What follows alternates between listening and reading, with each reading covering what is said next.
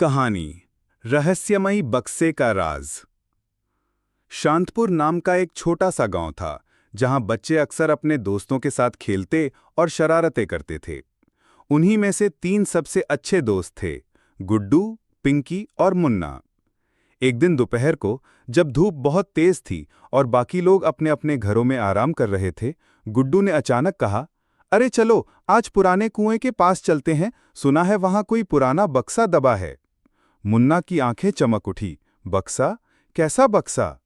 गुड्डू ने रहस्यमयी अंदाज में कहा, पिछले हफ्ते मिस्त्री चाचा ने बताया था कि रात को वहां से अजीब आवाजें आती हैं, शायद खजाना हो। पिंकी थोड़ी डरपोक थी, अगर भूत हुआ तो? मुन्ना हंसते हुए बोला, अरे भूत हमें देखकर डर जाएगा। तीनों पुराने कुएं की तरफ निकल पड़े।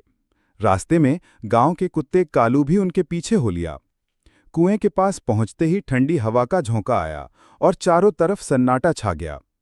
अचानक पिंकी की नजर झाड़ियों के पीछे किसी लकड़ी के बक्से पर पड़ी। वो देखो! वो चिल्लाई। तीनों धीरे धीरे बक्से के पास पहुंचे। बक्सा पुराना और धूल से भरा था। उस पर जंग लगी लोहे की एक छोटी सी कुंडी थी। गुड्डू ने धीरे से कुंडी खोली।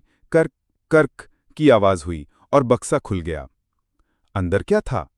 बस एक पुराना नक्शा और एक लाल रंग की छोटी घंटी। मुन्ना ने नक्शा उठाया। उस पर गांव का नक्शा बना था और कुएं से लेकर पीपल के पेड़ तक लाल निशान थे।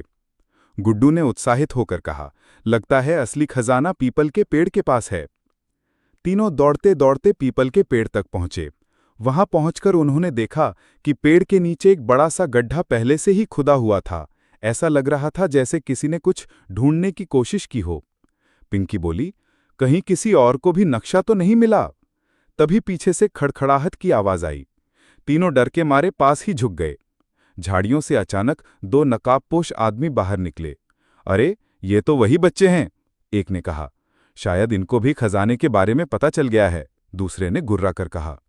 बच्चों का दिल जोर जोर से धड़कने लगा। तभी कुत्ता कालू भौंकते हुए उन आदमियों पर टूट पड़ा। डरकर वे दोनों कुछ दूरी पर भागे। गुड्डू ने फुर्ती से नक्शा देखा और बोला, नक्शे पर लिखा है, घंटी बजाओ रास्ता खुद बताएगा।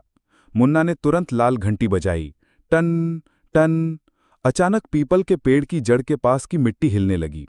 तीनों ने झांक कर देखा और वहां एक लोहे का छोटा सा संदूक दिखाई दिया। वे जल्दी जल्दी उसे बाहर निकाल लाए। संदूक खोलते ही उनकी आंखें फटी की फटी रह गईं। अंदर कांच की बोतलें, अजीब सी चमकती गेंदें और एक कागज का पर्चा था। पर्चे पर लिखा था, बधाई हो, आपने शांतपुर के बच्चों की हिम्मत का सबूत दिया। ये गांव के पुराने मेले का खेल था। चमकती गेंदें और बोतलें सिर्फ खिलौने हैं जो रात को अंधेरे में जादू की तरह चमकेंगी। ये खेल बच्चों को बहादुरी सिखाने के लिए रखा गया था। तीनों ने राहत की सांस ली और हंस पड़े। उसी समय नकाबपोश आदमी भी आ पहुंचे, मगर जैसे ही उन्होंने संदूक खोला और देखा कि बस खिलौने हैं, वे हक्का बक्का रह गए।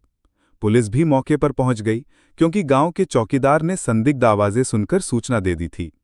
पुलिस ने उन दोनों आदमियों को पकड़ लिया। गुड्डू, पिंकी, मुन्ना और कालू हीरो बन गए।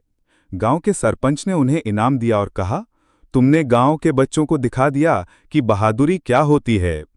रात को जब सब बच्चे चमकती गेंदों से खेल रहे थे, पिंकी बोली, कितना मजा आया, डर भी लगा और हंसी भी आई। मुन्ना ने हंसते हुए कहा, हाँ, और सबसे बड़ा हीरो तो हमारा कालू निकला। कालू ने पूंछ हिलाई और भौंककर जैसे कहा, अब तो मैं भी गांव का हीरो हूं। सीख, कभी कभी जो डरावना लगता है उसमें भी मजा और सीख छिपी होती है। बहादुरी और दोस्ती हर मुश्किल को आसान बना देती है।